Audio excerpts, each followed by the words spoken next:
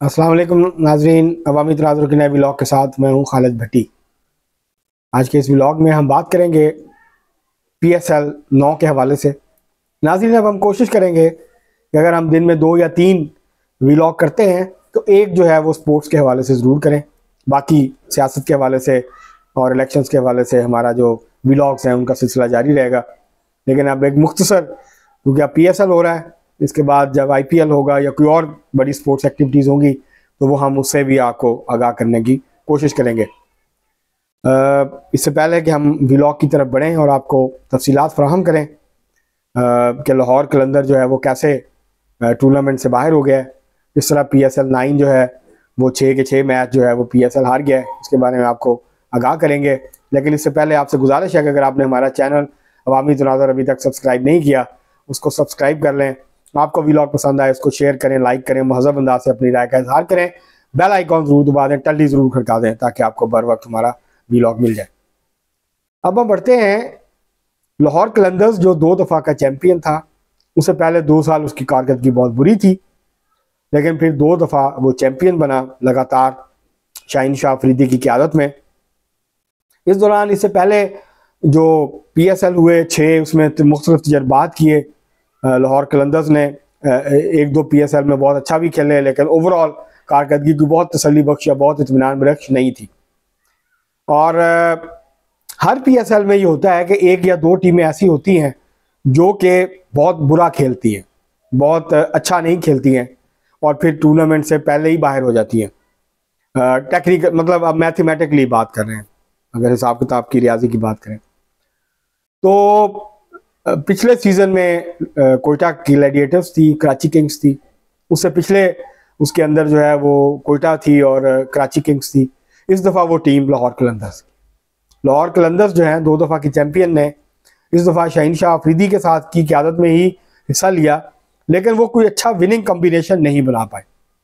एक तो फ़खर जमान जो उनके स्टार ओपनर हैं वो उस तरह से नहीं चल पाए, अगरचे जो नए ओपनर उनकी टीम में आए थे जो KPK से खेलते हैं फर्स्ट क्लास सीज़न में, साहबजादा सुल्तान, उन्होंने अच्छी बैटिंग की, अच्छे रन्स किए हैं इस टूर्नामेंट के दौरान।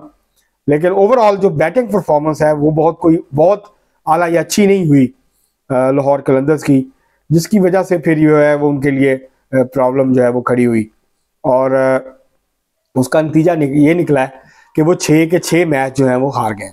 मतलब कल के मैच में मुल्तान सुल्तान के खिलाफ उन्होंने शाहीन शाह अफरीदी ने अच्छी शुरुआत की थी। पहले ओवर में उन्होंने अपने जो हरीफ कप्तान थे मुल्तान सुल्तान के, मोहम्मद रिजवान, उनको चलता किया था, लेकिन उसके बाद फिर वो उनको रन्स बनाने से भी नहीं रोक पाए मुल्तान सुल्तान को, और ना ही वो फिर विकेट ले पाए उस तरह से। और इसका नतीजा ये निकला कि 214 रन्स बना गई मुल्तान सुल्तान की टीम। और उस्मान खान जो ओपनर थे, बैट्समैन थे अपना मुल्तान सुल्तान के, उन्होंने 96 रन्स की शानदार इनिंग खेली। और इसी तरह से जो है इफ्तिखार अहमद ने भी 18 बॉलों पे 40 रन्स बनाए। इस तरह बाकी बैट्समैन ने भी उनका साथ दिया और इस तरह उनकी जो इनिंग्स थी थोड़े थोड़े रन्स की बाकी बैट्समैन की, उसके नतीजे में जो हेंड्रिक्स हैं उन्होंने भी अच्छी इनिंग खेली। तो इस तरह से ये मिलजुल के इन्होंने 214 रन्स का पहाड़ खड़ा कर दिया। और जब लाहौर कलंदर्स की बारी आई तो थोड़ी सी रेजिस्टेंस शुरू में दिखाई ज़रूर फ़खर जमान ने, साहबजादा जो है वो उन्होंने, लेकिन वो भी ज़्यादा देर फिर खड़े नहीं रह सके और 55 रन की ओपनर पार्टनरशिप थी, लेकिन उसके बाद फिर विकेटें गिरती रही वक्फे वक्फे से और 154 रन के ऊपर पूरी टीम जो है वो घर लौट गई। और यूं उसामा मीर जो हैं मुल्तान सुल्तान के, उन्होंने 40 रन देके 6 विकेटें हासिल की। तो अच्छी परफॉर्मेंस थी उनकी। रन तो नहीं रोक पाए लेकिन उन्होंने विकेट ज़रूर ली, 40 रन ज़रूर दिए 4 ओवरों में 10 रन की औसत से, लेकिन 6 विकेटें बड़ी विकेटें हैं 4 ओवरों में, तो वो उन्होंने ज़रूर हासिल कर ली और मुल्तान सुल्तान की कामयाबी में उन्होंने अहम किरदार अदा किया। तो ये जो शिकस्त थी, छठी शिकस्त, इसके बाद अब लगता ये है कि मुल्तान सुल्तान अब बाहर हो गई है, प्ले ऑफ में पहुँचना उसका नामुमकिन है।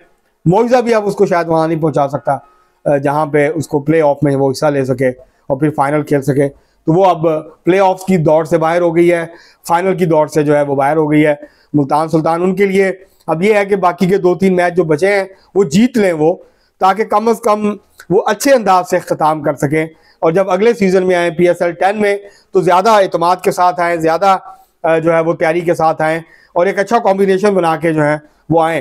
तो बहरहाल बहुत कुछ है। जो आकिब जावेद हैं कोच हैं उनको मेरा ख्याल है कि सब कुछ शहनशाह अफरीदी पे नहीं छोड़ना चाहिए। वो शहनशाह अफरीदी अब पाकिस्तान की T20 टीम के कप्तान भी हैं। ये जो हुआ है उनके साथ, इसका असर उनकी कप्तानी पे वहाँ भी पड़ेगा। तो ये क्योंकि प्लेटफॉर्म था जहाँ से इसी बुनियाद पर उनके 2 जो चैंपियनशिप जीती थी उन्होंने लाहौर कलंदर के लिए, 2 PSL ट्रॉफीज जीती थी, उसी बुनियाद पे उनको पाकिस्तान की T20 टीम का कप्तान बनाया गया था। तो इस कारकर्दगी के साथ तो जाहिर है सवालात उठेंगे। अगर वो न्यूजीलैंड की टीम अब आ रही है, उनके पास अच्छा मौका होगा अपनी अथॉरिटी को जो है वो स्टैम्प करने का और अपनी परफॉर्मेंस साबित करने का, क्योंकि जो बड़े प्लेयर्स हैं वो IPL खेल रहे होंगे न्यूजीलैंड के, तो वो उनके साथ नहीं आएंगे। तो एक बहुत मजबूत टीम न्यूजीलैंड की नहीं आएगी पाकिस्तान में 5 T20 खेलने। अप्रैल में गालबन जो है वो दौरा तय किया जा रहा है उसकी डेट, तो ये उनके लिए मौका होगा। लेकिन ओवरऑल देखा जाए तो अगर ये परफॉर्मेंस अपनी नहीं उठाते और बेहतर नहीं करते तो जाहिर है उनकी कप्तानी के ऊपर भी सवालात उठेंगे, उनकी अपनी परफॉर्मेंस के हवाले से भी सवालात उठेंगे। इसमें कोई शक नहीं है कि वो बहुत अच्छे बॉलर हैं। उन्होंने पाकिस्तान को कई मैच जितवाए हैं, पाकिस्तान की टीम को, खासतौर पे T20 के वो बहुत अच्छे बॉलर हैं और वनडे के। लेकिन जब से वो इंजरी के बाद वापस आए हैं टीम में, वो उनका रिदम नहीं है बॉलिंग का, और इसी वजह से उन्होंने बैटिंग पे तवज्जो देनी शुरू कर दी थी, तो उसमें भी वो उस तरह से परफॉर्म नहीं कर पाए।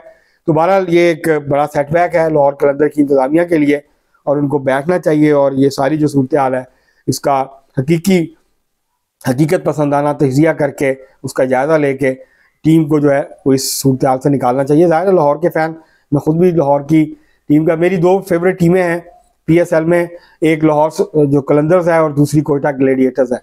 और जाहिर है जब आपकी टीम अच्छा ना खेल रही हो तो जाहिर है फिर आपको उससे मायूसी होती है, उससे आप जो जाहिर है आप जो मज़ा ले रहे होते हैं गेम का वो आप मज़ा नहीं आता। तो आपको पता होता है कि आपकी टीम मुसलसल आने जा रही है। तो बहरहाल क्रिकेट से एंजॉय करना वो अपनी जगह पे है। बाकी टीमों की परफॉर्मेंस इस दफ़ा जो है कराची किंग्स की परफॉर्मेंस पिछले 2 सीज़न से बहुत बेहतर है। अभी उन्होंने खैर 3 ही मैच खेले हैं। इसी तरह जो है पेशावर ज़ल्मी भी अच्छा जा रही है। मुल्तान सुल्तान तो टॉप पे है, इस वक्त टॉप की टीम है। अभी तक जो है 1 मैच हारे हैं वो, सिर्फ बाकी मैचेस अपने वो जीत रहे हैं, तो अच्छी फॉर्म है उनकी। तो ये एक अच्छा अब देखना ये होगा कि कौन सी 4 टीमें जो हैं वो प्ले ऑफ में पहुंचती हैं, और लाहौर कलंदर्स के साथ और कौन सी टीम है। अब तक की जो परफॉर्म है उसमें तो लगता है कि शायद जो इस्लामाबाद यूनाइटेड है वो भी बाहर हो जाए, और वो भी लाहौर कलंदर्स के साथ बाहर बैठ के जो है उसके प्लेयर्स जो हैं वो प्ले ऑफ देख रहे हो, फिर फाइनल देख रहे हो। तो अभी खैर इस्लामाबाद यूनाइटेड के हवाले से तो कहना कबल उस वक्त है। अब देखते हैं कि बाकी 5 में से कौन सी एक टीम है जो पीछे रहती है और बाकी टीमें जो है वो आगे निकलती हैं। अब तक के लिए इतना ही, बहुत शुक्रिया।